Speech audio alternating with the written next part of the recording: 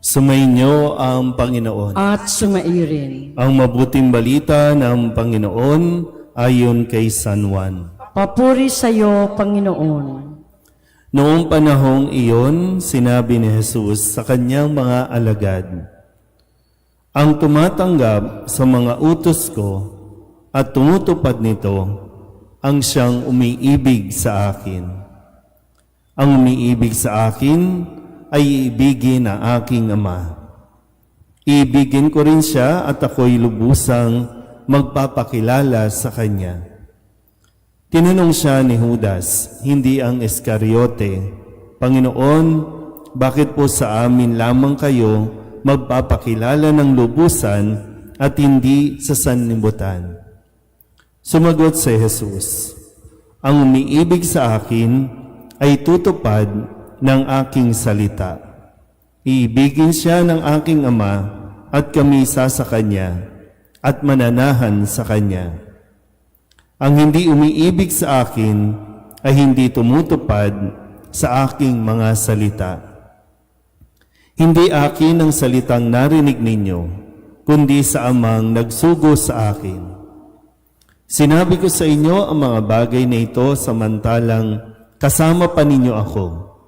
Ngunit ang patnubay, ang Espiritu Santo na susuguin ng Ama sa pangalan ko, ang siyang magtuturo sa inyo ng lahat ng bagay at magpapaalala ng lahat ng sinabi ko sa inyo." Ang mabuting balita ng Panginoon. Pinupuri ka namin, Panginoong Hesukristo. Isang magandang gabi po sa inyong lahat. Ngayon po ay Lunes sa ikalimang linggo ng Pasko ng Pagkabuhay at tayo po ay nagpapatuloy ng atin pong pagninilay, pagbabasa sa Ebanghelyo na hinango mula kay San Juan. Ito yung mga tagpo bago pa ang pagpapakasakit, ang pagkamatay at muling pagkabuhay na siyang nagdudugtong naman na ngayon, nasa ikalimang linggo tayo ng Pasko ng Pagkabuhay, pinapaalala sa atin na sinabi na ito ni Jesus bago pa mangyari ang lahat. So ito yung mga huling mensahe, mga mensahe ng pamamaalam, bagamat naglalaman ito, pamamaalam pero naglalaman ito ng iba yung pag-asa sa mga alagad ni Jesus na silang maiiwan at magpapatuloy ng misyon ng pagbabahagi at pagpapahayag ng mabuting balita.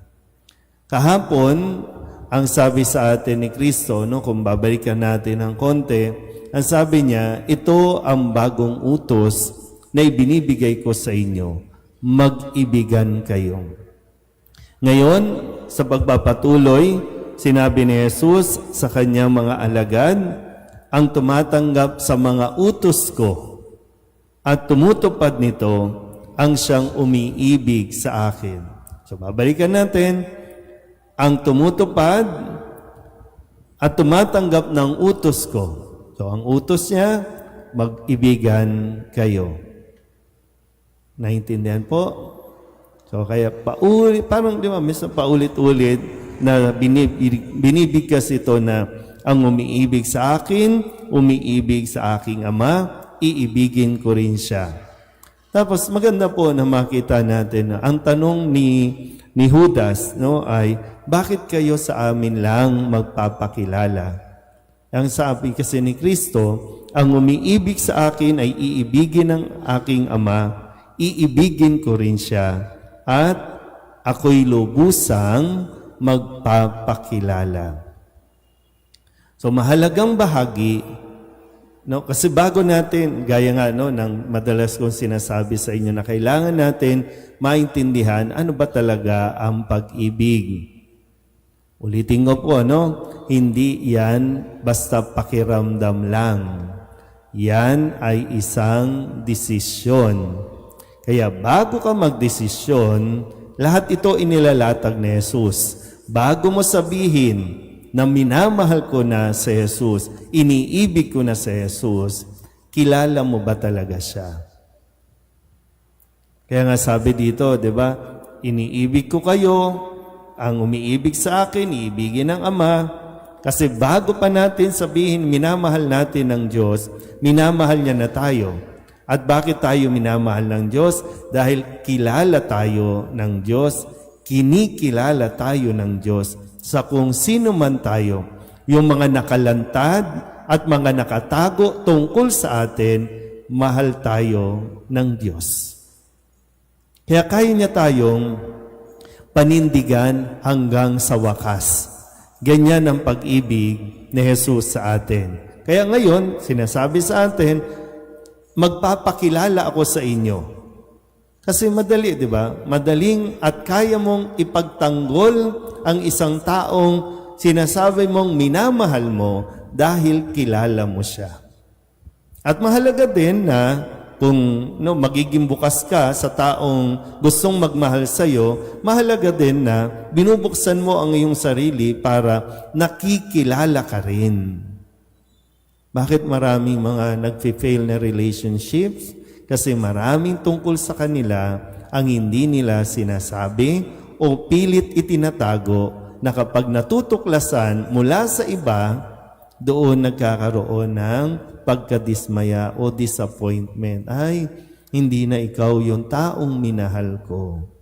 Na para bang hindi kita kilala. Kaya nga kung magmamahal ka, kilala mo siya, dapat handa ka pa rin at patuloy mong kikilalanin siya. Dahil araw-araw, mayroon tayong natutuklasang bago sa mga taong minamahal natin. Kaya nga araw-araw din, sinasabi sa atin, piliin natin ang magmahal. Piliin mo pa rin na mahalin siya. Kaya isang desisyon. Hindi pwede, ay, wala na akong naramdaman sa kanya. Kasi nga hindi nga pakiramdam. Diba? Ganun lang madalas nating naririnig sa mga pelikula. Kaya patol na lang, hanap na lang ng iba kasi para bang sa kanya naman tumibok. O tapos ngayon wala na, sa kanya naman wala na. Kaya kinikilala natin ang isa't isa. Handa ka bang magpakilala? Handa ka rin bang kilalanin pa siya? At kung makilala mo, kaya mo ba siyang tanggapin pa at mahalin?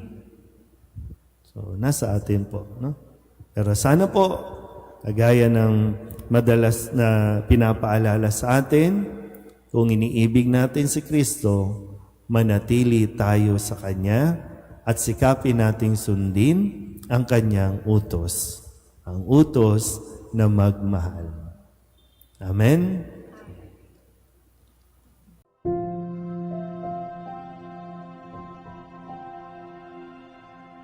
Thank you.